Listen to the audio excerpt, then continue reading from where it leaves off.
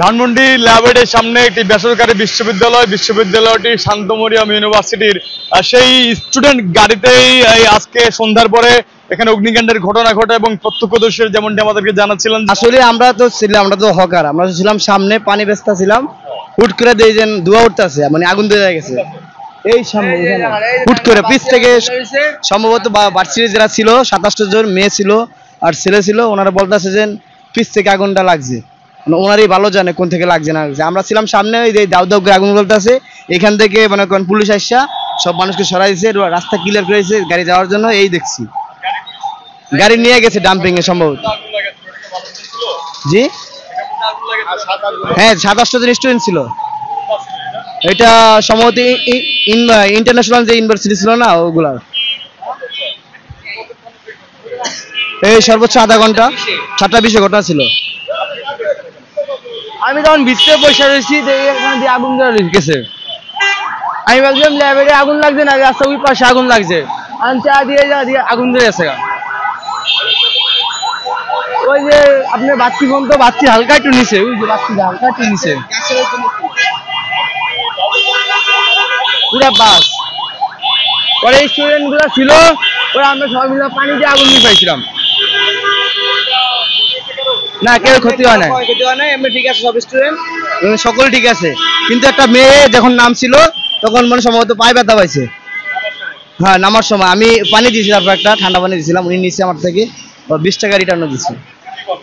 নিচে এমনি মনে করেন ল্যাবরেটরির কিছু মনে করেন স্টাফ ছিল, আবার এমনি যাত্রীরা লোকে মানে জনগণ ছিল, তারা ল্যাবরেটরির যে পানি আছে না, যেগুলো ফায়ার সার্ভিসের সিস্টেম করছে, ওই পানি ছেড়ে দিয়েছে, তারপর ল্যাবরেটরির পানি নিয়ে আগুন নিয়ে বেশি, তারপর ফায়ার সার্ভিস আসছে।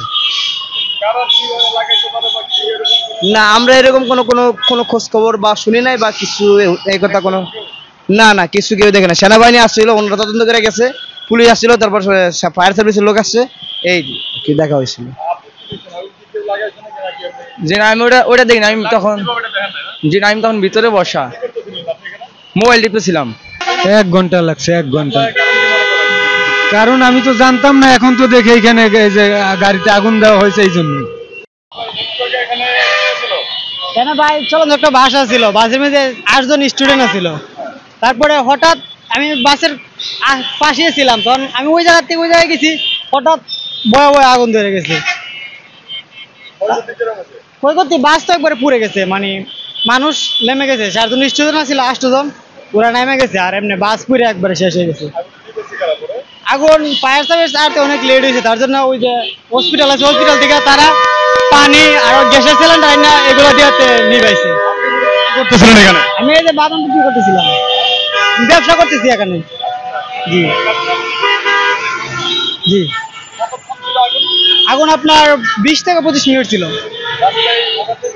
রাস্তায় অনেক মানুষ, অনেক দূর থেকে হাইটে যাওয়া লাগছে, গাড়ি যাইতে দিছে না, ওই জায়গায় গাড়ি আটকে রাখছিল, মানুষ হাইটে গেছে অনেক।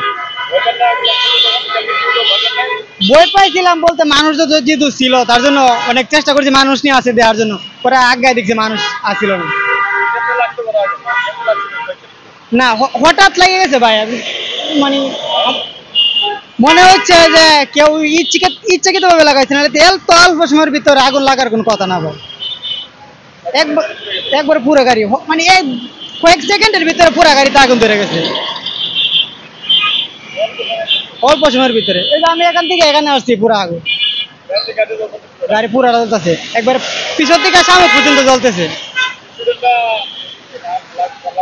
না স্টুডেন্ট কারো গায়ে লাগে না। জি এটা স্টুডেন্ট বাসই ছিল, আমি নামটা ভালো লাগে দেখি না, মানে স্টুডেন্ট বাসই ছিল, কোন কলেজের হয়তো স্টুডেন্ট বাসই ছিল এটা। এখানকার যে রাস্তার ধারে গাড়িটি সম্ভবত জ্যামে আটকা ছিল, এখন তাৎক্ষণিকভাবে আগুন লেগে পুরো গাড়ি অগ্নিদগ্ধ হয়ে যায়। ঠিক পাশাপাশি তাৎক্ষণিকভাবে উপস্থিত এখানে যারা ছিল, এখানকার যারা স্থানীয়রা, তারা কিন্তু ল্যাবের আশেপাশের যে মার্কেটগুলো রয়েছে সেখান থেকে পানি সংগ্রহ করে আগুন নিভাতে সক্ষম হচ্ছে। এক পর্যায়ে এখানে আইন শৃঙ্খলা বাহিনীর সদস্যরা এসেছিল এবং পরবর্তীতে ফায়ার সার্ভিসের সদস্যরা এসেছিল এবং এখানে এইভাবে কিন্তু নিয়ন্ত্রণ হয়ে গাড়ির অগ্নিকাণ্ডের আগুন। এবং এই ঘটনায় কে বা কার আগুন লাগেছে সেটি কিন্তু এখনো শনাক্ত শিক্ষকরা জানিয়ে এখন সেই বিষয়টি এখনো পর্যন্ত প্রক্রিয়াধীন আছে, যাচাই বাছাই এবং তদন্তাধীন আছে। এবং এখানকার যে গাড়িটি, সেই দগ্ধকৃত যে গাড়ি, সেই গাড়িটিকে ধানমন্ডি থানায় নিয়ে যাওয়া হয়েছে। তো এ ছিল ধানমন্ডিতে যে বেসরকারি বিশ্ববিদ্যালয় শান্ত মরিয়ম ইউনিভার্সিটির স্টুডেন্ট বাস পুড়ে যাওয়ার ঘটনার সর্বশেষ। অভি আরিফ, মাই টিভি, ঢাকা।